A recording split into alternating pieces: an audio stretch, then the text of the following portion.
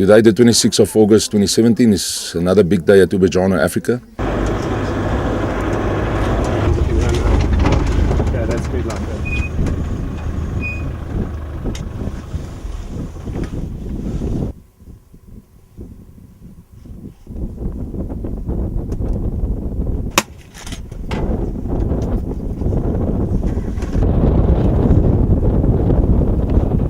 We're gonna knock down 2 rhinos with our vet, Dr. Peter Caldwell, that we're gonna do implants on one of the rhino's horn for a tracking device, and on the one female. We do a tracking solution that is unique in the sense that it can track the animal's position any time of the day. About 4 years ago, I started with the school camps, mainly for the cause of conservation, to make the children aware of conservation, because the rhinos are becoming extinct. I'm from Mexico and I'm 17 years old. I'm here in South Africa to volunteer in Ubhetyan, Africa.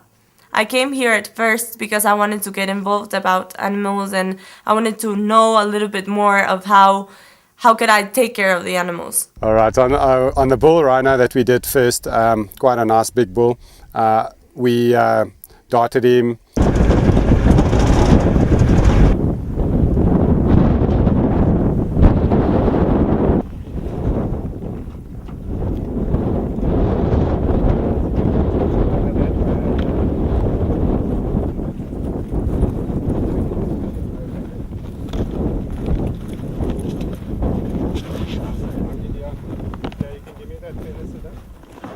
We're also going to do a pregnancy test on the female, and then the specific tag that we're going to put on is, as I said, real time, that we're going to track the animals.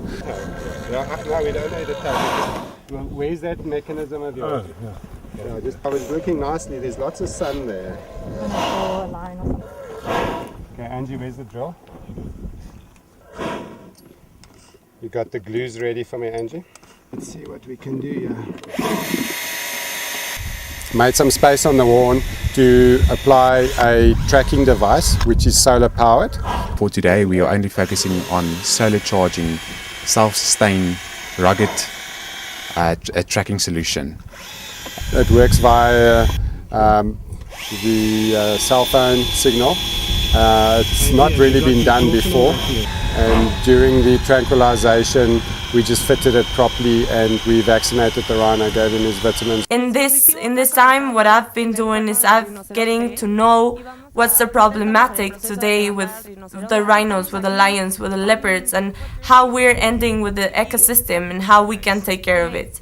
So my future plans are going to Mexico and try to start a campaign to get involved. We are Laerskool Kragbron from Witbank in Mpumalanga. We are the land service group. And we also learn about the conservation of the animals here.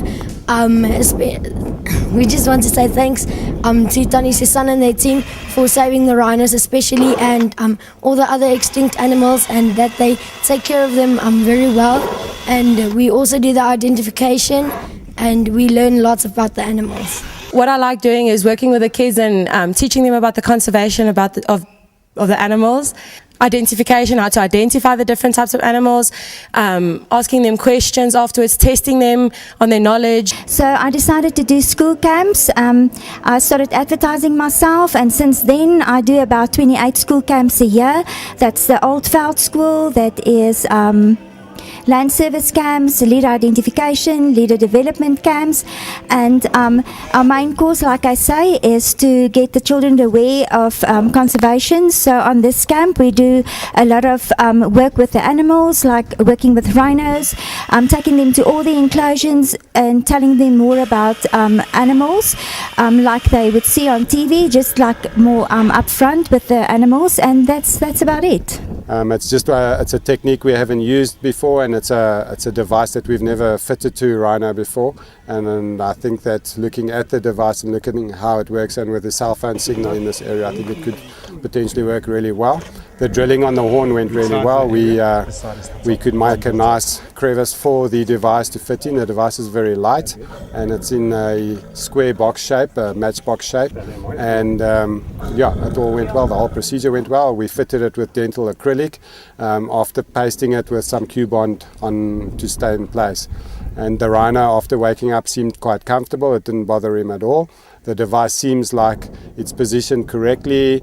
The little solar panels facing up, and I think it would get sufficient sun to charge the battery to make the device work productively and hopefully for a long time. And hopefully this could be the answer to a lot of the rhino poaching issues and trying to find your rhino.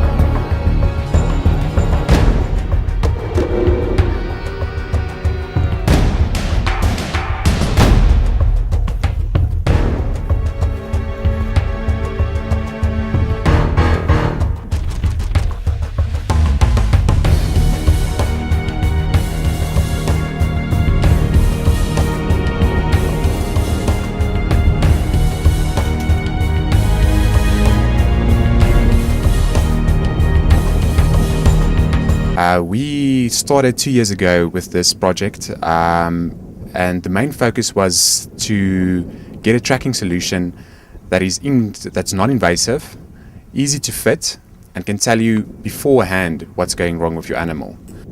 In South Africa, we have a large problem with rhino poaching, and 2 years ago they poached a couple of rhinos here and slaughtered them for their horns.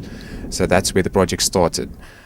Today, the tracking solution that we have is rugged of design. It's self-sufficient, it solar charges, and then it has a couple of sensors that can tell you exactly what's going on. The normal things is like GPS, so it can tell you any time of the day where your animal is. You can just log in on your app and it will tell you. Then it has some unique features. The Rhino one, for instance, can tell you when a gunshot goes off. It tells you when it exits a perimeter, when it enters a perimeter, so you can see when it's at the feedlots. It also tells you when the device is shaking erratically. So when it starts running or something like that, you will get a notification. Our control room will get a notification, and we can deploy whoever needs to be deployed in your area. This also relates, all of these devices are basically the landowner or the owner of the animals can then look on his phone, watch in real time the GPS where his animals are at the time. And we also have a backup control room that monitors any suspicious activity. Monitors its activity, so if the rhino is running faster than 15-20 kilometers an hour, if it's been chased, it will pick it up. If it stops and stays stationary for too long, it picks it up. So looks like quite an impressive situation, and that's why we decided to put it on this rhino. In the second rhino, we altered the position of the device just so that we can find the best and least traumatic position on the rhino where we could place it. We put it on the ear like we would place an ear tag on an antelope or a buffalo.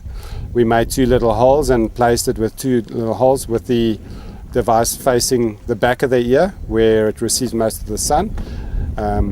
The female was quite a large female.